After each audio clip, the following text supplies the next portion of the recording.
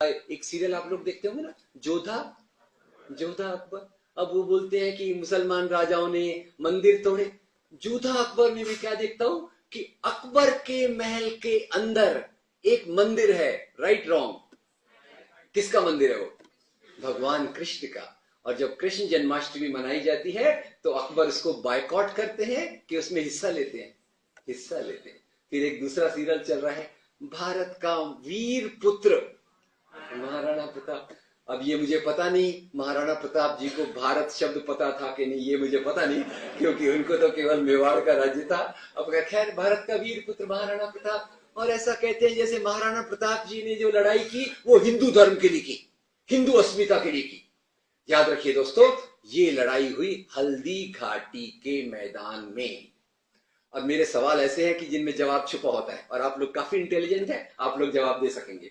बताइए, हल्दी घाटी के मैदान में अकबर आए या नहीं? आए होते तो मैं क्यों पूछता।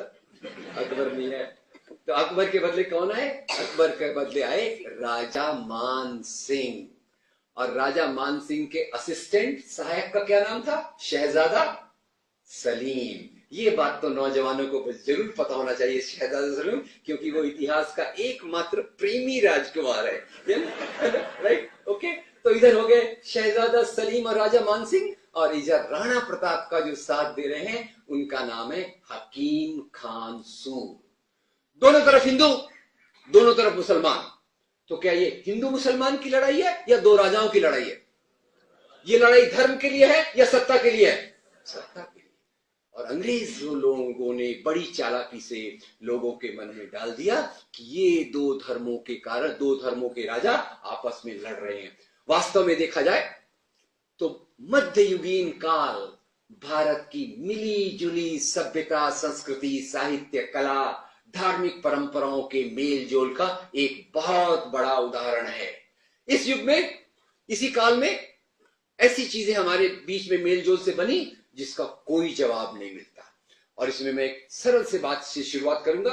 आपको पता होगा हमारे बंबई में, पता नहीं पूना में भी है ना, वो खाने पीने की एक चीज बहुत पॉपुलर है, वड़ा पाव। वड़ा पाव। और आपको ये भी पता होगा वड़ा पाव का अभी प्रमोशन होके शिव वड़ा पाव हो गया। राइट। अब वड़ा पाव का देखते हैं, वड़ा पाव को देखते हैं। वड़ा पाव का जो बाहर होता है पाव, पाव पाव आया अफगानिस्तान से। अंदर वड़ा चने की दाल से बनता है, चने की दाल आई मेक्सिको से। अंदर फिर आलू, आलू आया स्पेन से, और उसके अंदर स्वाद के लिए डालते हैं अदरक, जिंजर। और अदरक वहां से आई जहां से आजकल प्राय सब चीजें आती हैं, ओरिजिनल डुप्लीकेट दोनों। कहां से? चाइना।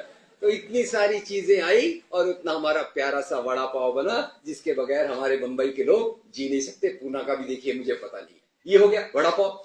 एक और चीज आपके मुंह में थोड़ा पानी ले आऊं, और वो है हैदराबाद में मिलती है बहुत ज्यादा, बिरयानी। Very good. बिरयानी जो है दोस्तों, बिरयानी आई ईरान से।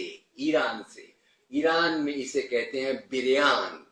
बिरयान यहाँ आई तो हमारी तो आदत है चीजों को ज्यादा टेस्टी बनाना, ज्यादा स्वादिष्ट बनाना। हमने और टेस्टी बना के इसको बना दिया बिरयानी। खैर, ये खाने पीने की चीजें हो गई। अब थोड़ा मैं संगीत के क्षेत्र में आता हूं। और आपको पता होगा आपके अपने प्रधानमंत्री अभी कहां से चुनाव जीते? वाराणसी।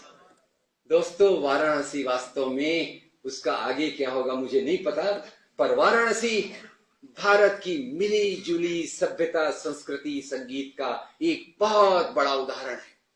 इसी वाराणसी में हिंदुओं की पवित्र नदी गंगा के किनारे हिंदू मंदिरों की सीढ़ियों पर बैठकर एक महान संगीतकार ने अपनी शहनाई बजाने की कला को विकसित किया। क्या नाम था उनका? उस्ताद बिस्मिल्लाह खान।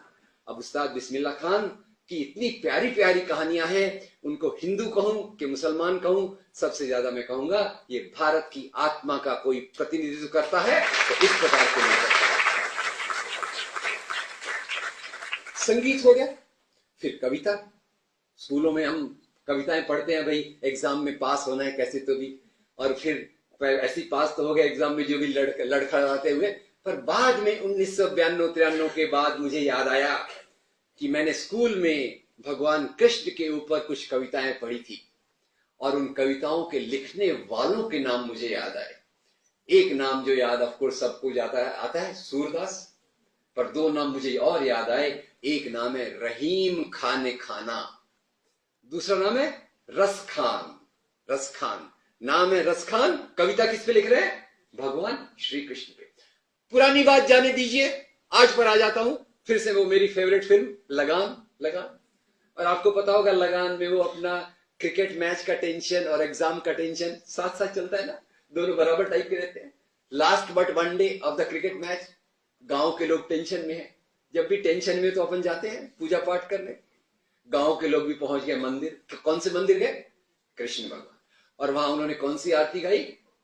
ओ पालनहारे निर्गुण और न्यारे। जरा सोचिए इस कविता के लिखने वाले का नाम क्या है?